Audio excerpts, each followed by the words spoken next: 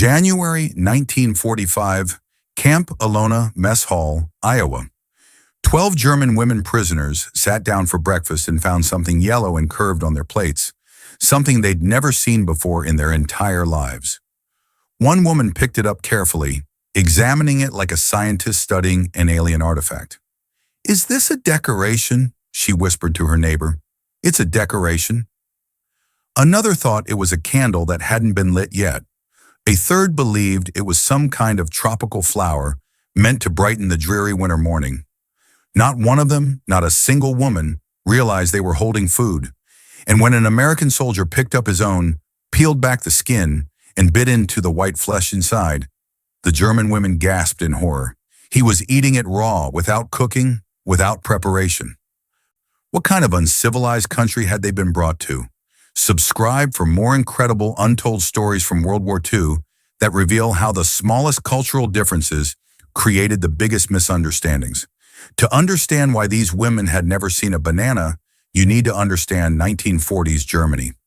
Bananas were tropical fruits that came from Central America, the Caribbean, or Africa, places that required ocean shipping, stable trade routes, and peacetime business. Germany had been at war since 1939. By 1945, the country was bombed, blockaded, and barely functioning. Exotic imports like bananas had disappeared years earlier, replaced by rationed bread and root vegetables.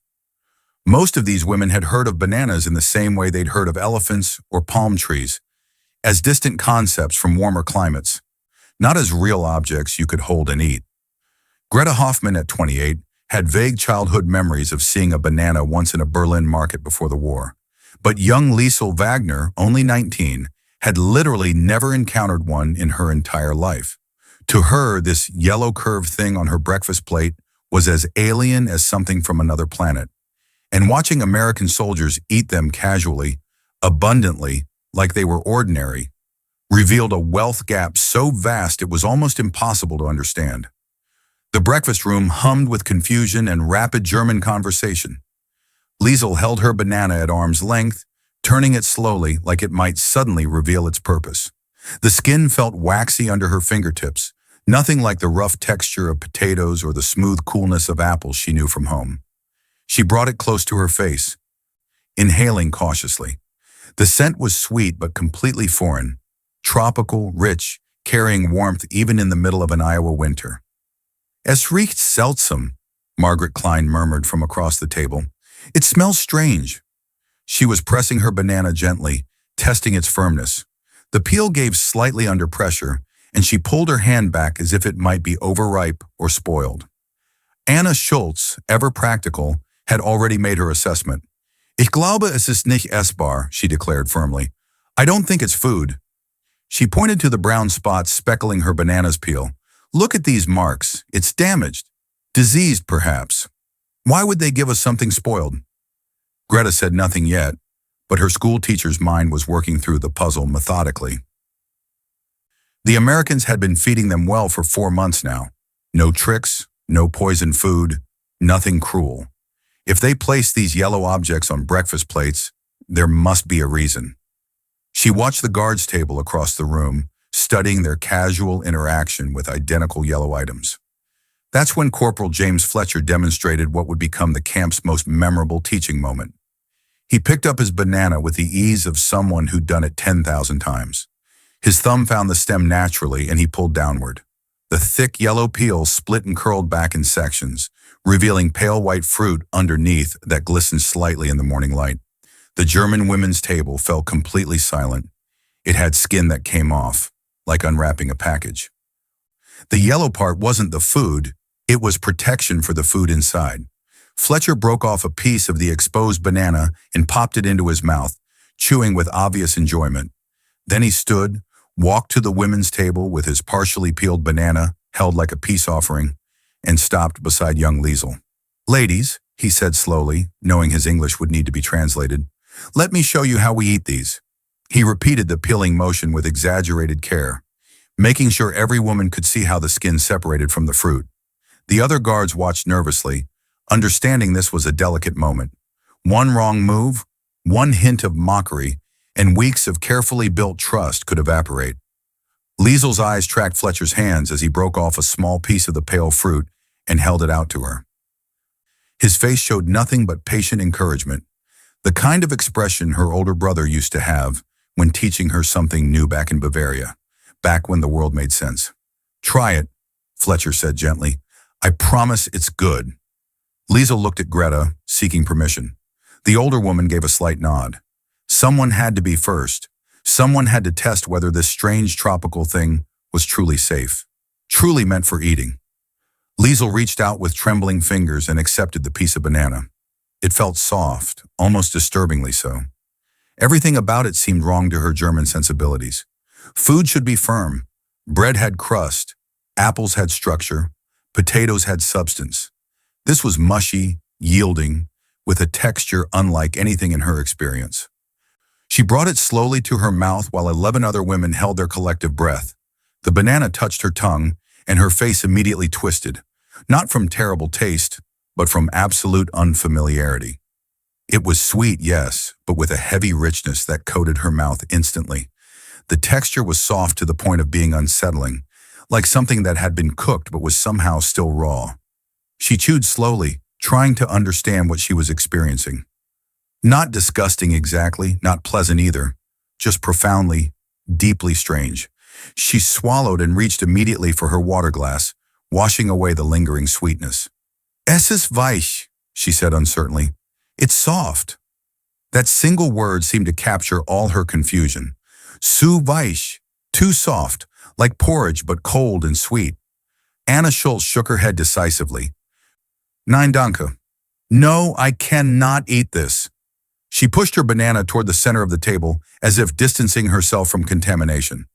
"Look at it. No cooking, no preparation, just eating something raw that looks like it belongs in a hothouse, not on a plate." Margaret made her own attempt, carefully peeling back the skin as Fletcher had demonstrated. She took the smallest possible bite and immediately made a face of dramatic disgust. "Zu süß," she complained. "Too sweet. And the texture, my God, it's like eating something that's already been chewed." Around the table, reactions ranged from Liesel's brave confusion to Anna's outright rejection. Greta took her own experimental bite with scientific precision, chewing thoughtfully while analyzing every sensation. Her verdict was measured. It's fruit, definitely fruit. But nothing like our fruit. Nothing like apples or pears or even the strange American oranges. This is something else entirely. Fletcher stood awkwardly by, his helpful demonstration having created more problems than solutions. "They're really good for you," he tried explaining. "Full of vitamins. They give you energy. Soldiers eat them all the time." But his words didn't help. If anything, they made things worse. The idea that American soldiers ate these soft, suspiciously sweet things all the time only reinforced the women's belief that American food culture was bizarre beyond understanding. At the guards' table, Private Eddie Martinez unwrapped his own banana and ate it in 4 quick bites, barely thinking about it. He glanced over at the German women's struggle and muttered to his companion, "Can't believe they've never had a banana. That's like never seeing snow or something." His companion, Sergeant William Hayes from Georgia, shrugged. "Different worlds, Eddie. We forget how lucky we are. Fresh fruit from halfway around the planet just sitting on our breakfast plates like it's nothing special." Back at the women's table, 6 bananas sat partially peeled or completely untouched. Only Liesel had finished her small piece, and she looked uncertain about whether that had been brave or foolish. The others had abandoned their attempts, returning to the safer territory of scrambled eggs and toast. Foods that made sense, that fit into their understanding of breakfast. The rejected bananas sat on the table like evidence of failure, their peels browning slightly as the morning wore on. Greta watched them with the analytical mind that had once graded student essays in Hamburg. There was something here she was missing, some key to understanding that hadn't clicked yet. That evening, after the dinner shift and evening count, Liesel found herself thinking about the banana, not with pleasure exactly, but with curiosity that refused to fade. The taste had been strange, yes, but not unpleasant once she got past the initial shock. And she'd noticed something during breakfast that the others had missed. Corporal Fletcher's banana had been bright yellow with just a few brown spots. The one Private Martinez ate was more brown than yellow, Yet both men had eaten theirs with equal enjoyment. The next morning, when bananas appeared again on the breakfast plates, Liesel made a careful observation. The banana she'd been given today looked different from yesterday's. This one had more brown freckling on its peel, and when she gently squeezed it, the flesh gave more easily under the skin. She peeled it the way Fletcher had shown them, pulling back the thick skin in sections. The fruit inside looked similar, but the smell was stronger, sweeter, almost perfumed. She broke off a small piece and placed it on her tongue. The difference was remarkable. This banana tasted richer, more developed, less starchy than yesterday's. The sweetness wasn't heavy anymore, but pleasant, almost honey-like. The soft texture, which had disturbed her before, now seemed natural, appropriate for something this sweet. She took another bite, then another, finishing half the banana before she even realized what she was doing. Greta watched this quiet consumption with interest. "Better today?" she asked in German, keeping her voice low. Liesel nodded, surprised by her own acceptance. "Different. Sweeter. Maybe yesterday's wasn't ready yet, like apples that aren't ripe."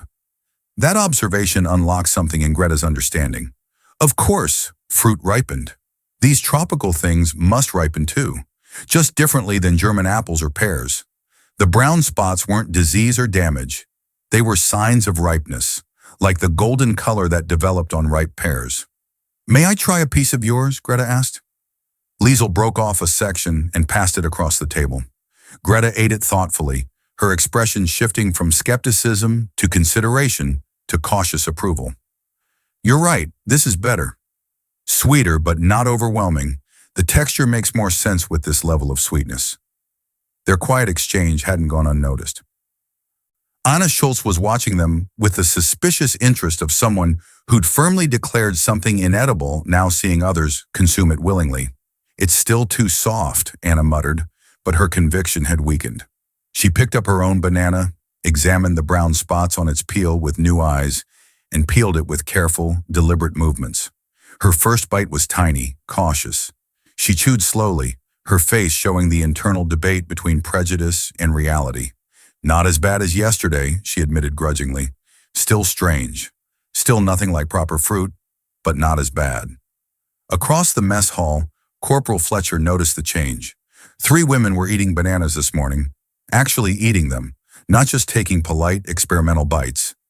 He caught the eye of Sam Washington, the camp cook, who'd been responsible for ordering the bananas in the first place. Sam stood in his kitchen doorway with a slight smile, his weathered face showing satisfaction. He had insisted on bananas despite the supply sergeant's protests about waste. "They'll learn," Sam had said. "Give them time. Nobody likes everything on the first try." By the end of the week, 7 of the 12 women were eating bananas regularly. The key had been understanding ripeness. The younger women adapted faster. Liesel became something of an expert, teaching others how to judge when a banana was at its peak. She'd press the peel gently, smell the stem, look for the right balance of yellow and brown. Margaret Klein discovered that bananas paired beautifully with the oatmeal served at breakfast. She'd slice hers and stir the pieces into the hot cereal, letting the banana soften even further and sweeten the otherwise bland porridge. This innovation spread quickly among the women. Anna found her own use for them. She'd mash overripe bananas with a fork and spread the paste on bread, creating a sweet sandwich that reminded her just slightly of the fruit preserves her mother used to make in better times. It wasn't the same, would never be the same, but it carried a ghost of comfort that made the strange American food feel almost like home.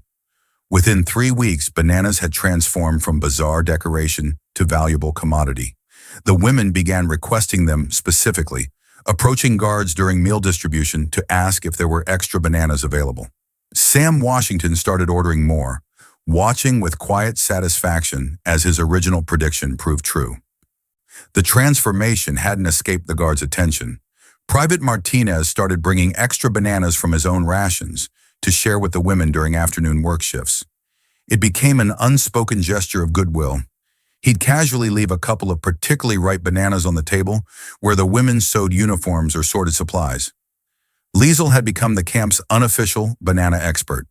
When new prisoners arrived in February, confused and frightened women from a recently captured auxiliary unit, it was Liesel who introduced them to this tropical mystery. She'd demonstrate the peeling, explain the ripeness indicators, and offer encouragement. I know it seems impossible, she'd tell them in German, her young face serious with the weight of experience. I thought it was a flower when I first saw one. But trust me, wait until it has more brown spots, eat it slowly, and you'll understand. Watching 19-year-old Liesel teach older women about bananas, Greta felt an unexpected surge of emotion. This was adaptation. This was survival.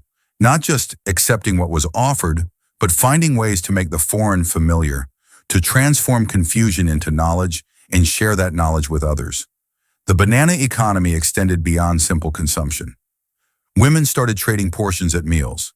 Someone who preferred eggs might trade her banana to someone who craved extra fruit.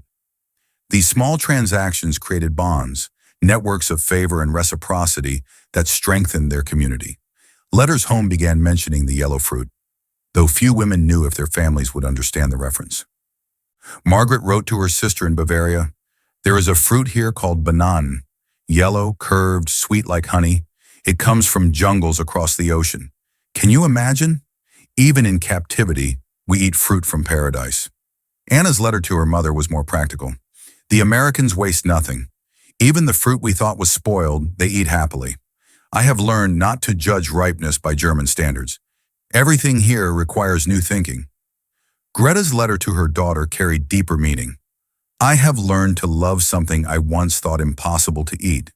If an old teacher like your Mutti can change her mind about tropical fruit, perhaps there is hope for changing minds about many things. Remember this, Liebling. What seems strange and wrong at first might simply be unfamiliar." The camp photographer, a corporal named Davies who documented daily life for military records, captured a telling image one March morning. 12 German women sitting at their breakfast table, all holding partially eaten bananas, some smiling, some concentrated on their food, all completely comfortable with what 3 months earlier had seemed like alien objects. That photograph would eventually make its way into a military report about prisoner welfare, evidence that even enemy combatants received fresh fruit at American facilities. But the image captured something more profound than military protocol. It showed human adaptability, the bridge that forms when fear gives way to curiosity and curiosity gives way to acceptance.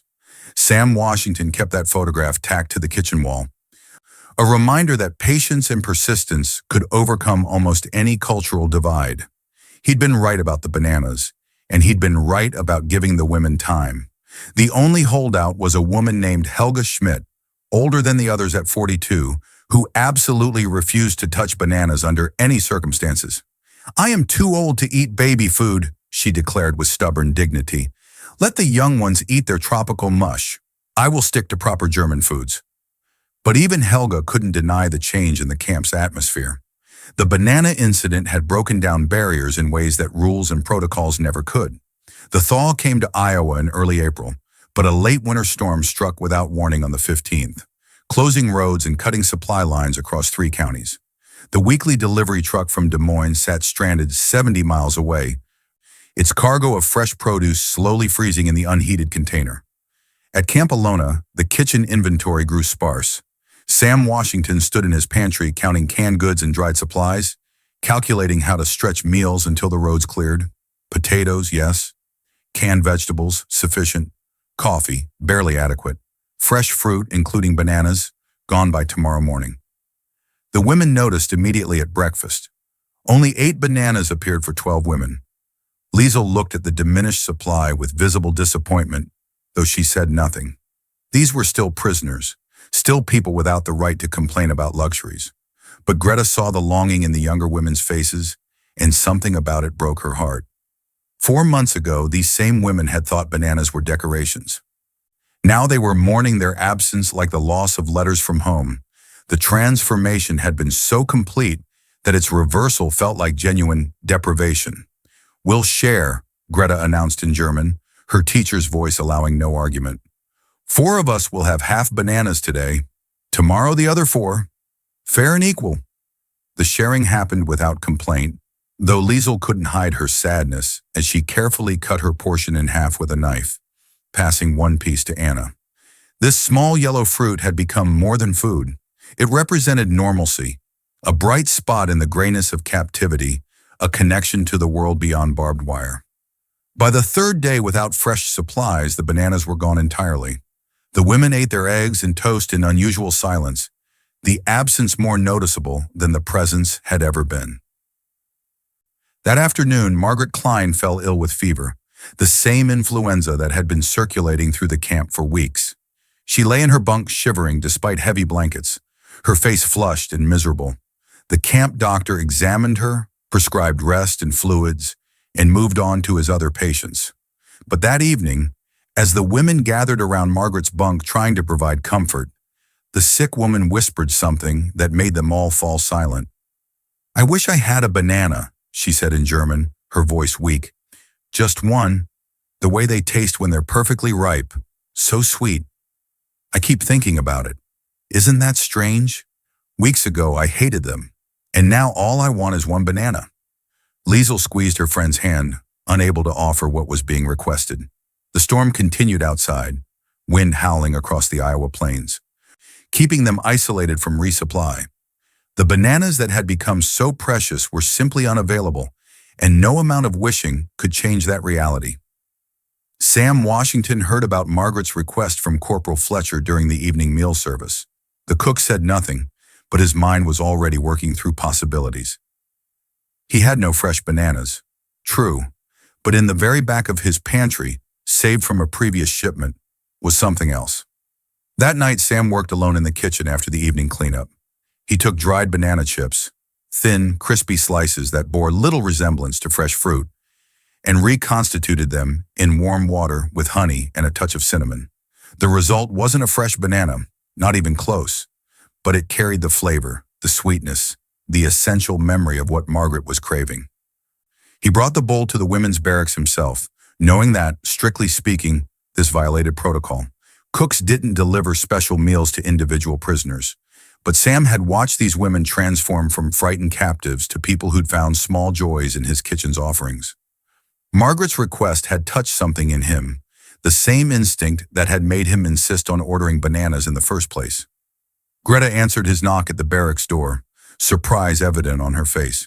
"Mr. Washington." Sam held out the bowl, suddenly feeling awkward. "For Margaret, it's not fresh, but I thought it might help." Greta took the bowl with both hands, her eyes growing bright with emotion. She understood what this gesture meant, the effort and care it represented. "Thank you," she said in careful English. "This is very kind." Margaret's reaction to the reconstituted banana was immediate and profound. Despite her fever, despite the fact that dried fruit soaked in honey was nothing like the fresh version, tears rolled down her cheeks as she tasted it. The flavor brought comfort that went beyond the actual quality of the food. It was the gesture, the care, the fact that someone had noticed her small wish and worked to fulfill it. "Danke," she whispered to Greta, who spooned the mixture carefully into her mouth. "Tell him thank you. Tell him it's perfect." Word of Sam's gesture spread through the barracks that night. The women spoke in quiet voices about what it meant that an American cook had spent his personal time trying to comfort a sick German prisoner. This wasn't protocol. This wasn't regulation.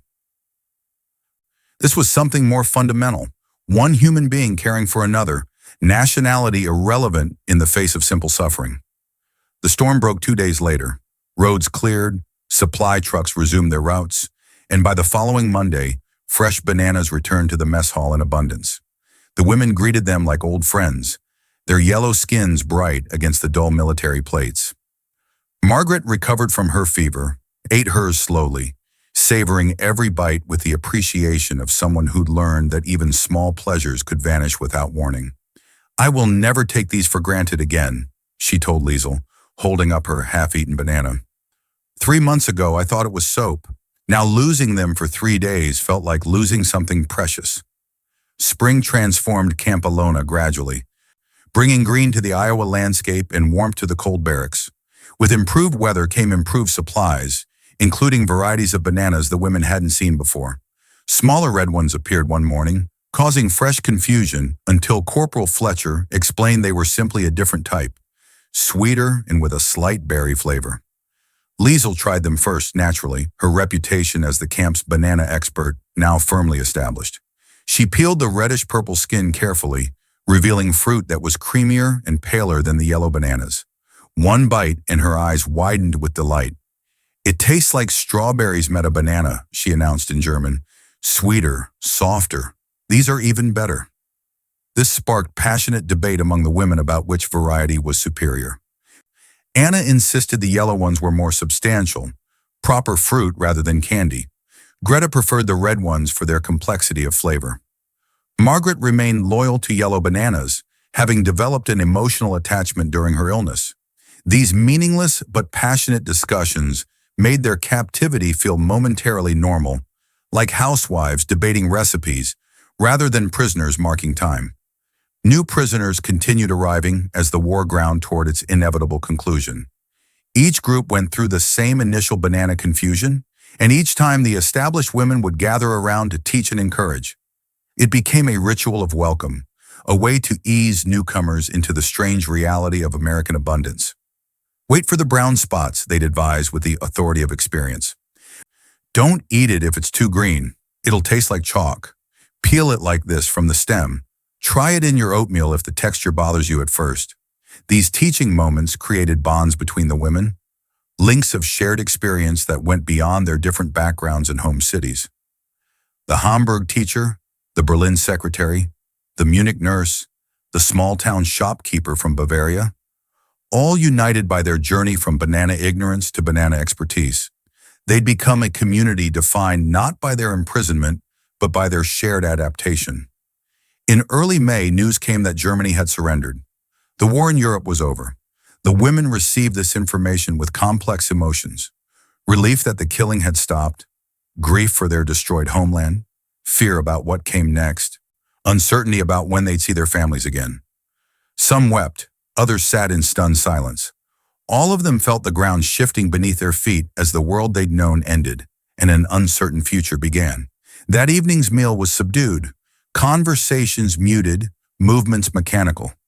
But Sam Washington had made a decision. He ordered extra bananas and had them arranged in a special display, each one perfectly ripe, each one representing something he couldn't quite put into words. Hope, maybe. Continuity. The small kindnesses that persisted even when larger structures collapsed. A reminder that tomorrow would come, and with it the simple pleasure of sweet fruit on a breakfast plate. Greta understood when she saw them. She stood slowly, her chair scraping against the floor, and raised her water glass. The mess hall fell quiet as women and guards alike turned to look at her. Her voice when she spoke carried the weight of 4 months of transformation. "To Mr. Washington," she said in English that had grown confident over months of practice, "who taught us that strange things can become precious things, who showed us patience when we showed him confusion, who proved that even enemies can share something sweet, who reminded us today that some things continue even when everything else ends." The women raised their glasses, their faces showing emotion that words couldn't capture. Even Helga Schmidt, who still stubbornly refused to eat bananas, participated in the toast with tears in her eyes. Sam nodded from his kitchen doorway, his weathered face reflecting the overhead lights, too moved to speak. He'd cooked for thousands of prisoners during this war, but these 12 women had taught him something unexpected. That food was more than nutrition, more than fuel. It was communication, connection, a bridge across impossible distances. It was a way to say things that words couldn't capture. "I see you. You matter. You deserve sweetness, even in bitter times." The women would leave Camp Algona eventually, scattered back to a Germany they barely recognized, forever changed by what they'd experienced.